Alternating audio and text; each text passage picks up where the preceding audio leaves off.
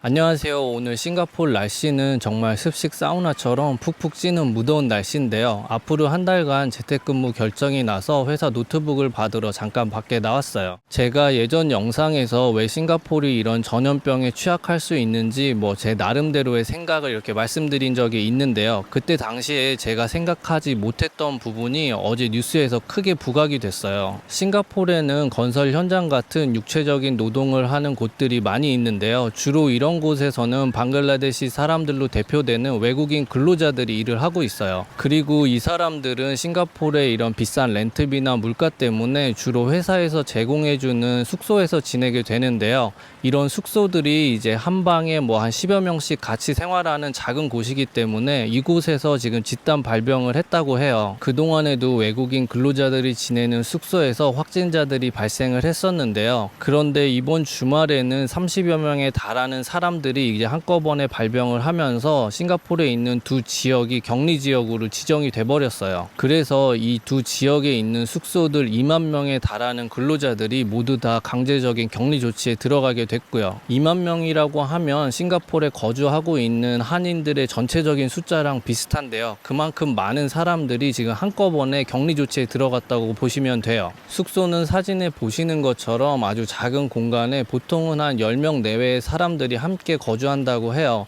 이렇게 이제 좁은 공간에 많은 사람들이 있다 보니까 한 명의 확진자만 발생을 해도 이게 금방 퍼지나 봐요.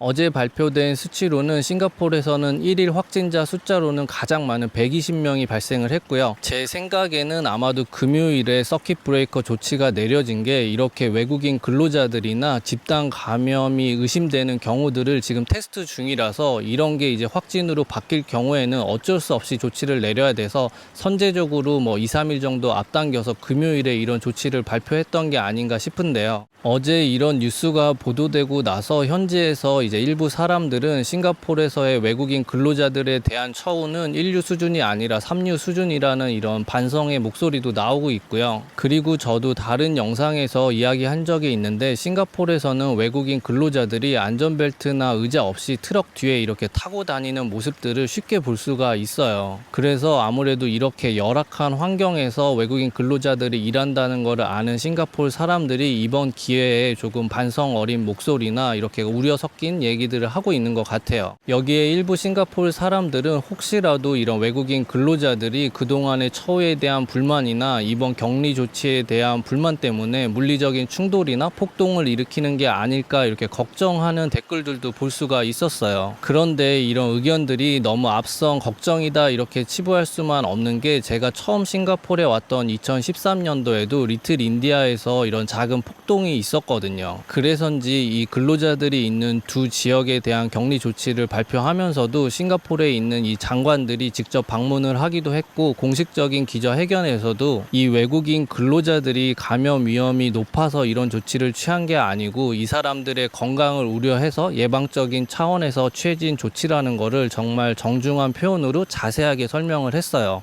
그리고 이 사람들이 2주 동안 지낼 수 있는 음식이나 의료 지원들도 충분히 해준다고 하면서 어제 제가 커뮤니티에 떠도는 비디오를 봤더니 이 숙소 주변으로 경찰들도 많이 배치가 돼 있으면서 음식들이나 필요한 물건들이 밤새도록 들어가더라고요. 혹시라도 이런 폭동 같은 걱정을 하기에 앞서 일단은 정말 많은 2만 명의 사람들이 작은 공간에 몰려 있는 거기 때문에 이 사람들의 건강부터가 사실 걱정되는 게 먼저인데요. 여기에 현지인들이 걱정하고 있는 또 다른 점은 이렇게 외국인 근로자들로 나와 있는 남성의 경우는 방글라데시나 중국인인 경우가 많아요.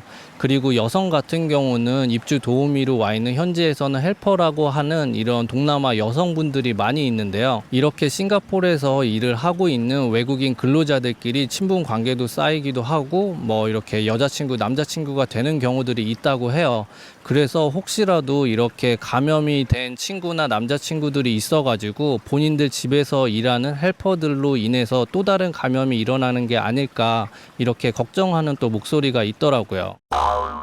싱가포르에서는 이런 근로 환경이나 생활 환경이 경제적인 부분하고도 또 연결이 되는 거기 때문에 하루아침에 쉽게 고쳐지지는 않을 것 같아요. 그런데 이번 사태를 무사히 넘기고 나면 현지에서도 나오고 있는 조금 반성 어린 목소리나 의견들처럼 이런 처우나 대우들이 조금 더 나아지지 않을까 이런 생각도 해보는데요. 정말 일부 현지인들의 걱정 어린 댓글이었지만 외국인 근로자들의 불만 표출이나 물리적인 충돌 없이 이번 사태를 잘 극복했으면 좋겠다 이런 생각을 했던 어제 오늘이었고요. 아마 한국이나 다른 나라였으면 이번 일과 관련해서 크게 걱정을 하거나 관심 있게 볼 사항들은 아니었을 이슈인데요. 싱가포르에 있어서 이제 저한테는 새롭게 느껴졌던 부분이라서 오늘 이렇게 이야기를 해봤고요. 땡볕 아래서 이렇게 이야기를 하다 보니까 얼굴도 막 열이 올라오고 너무 더운데요. 이제 노트북도 받았고 집에 들어가서 내일부터 이제 일할 재택근무 준비를 해봐야 될 것 같아요.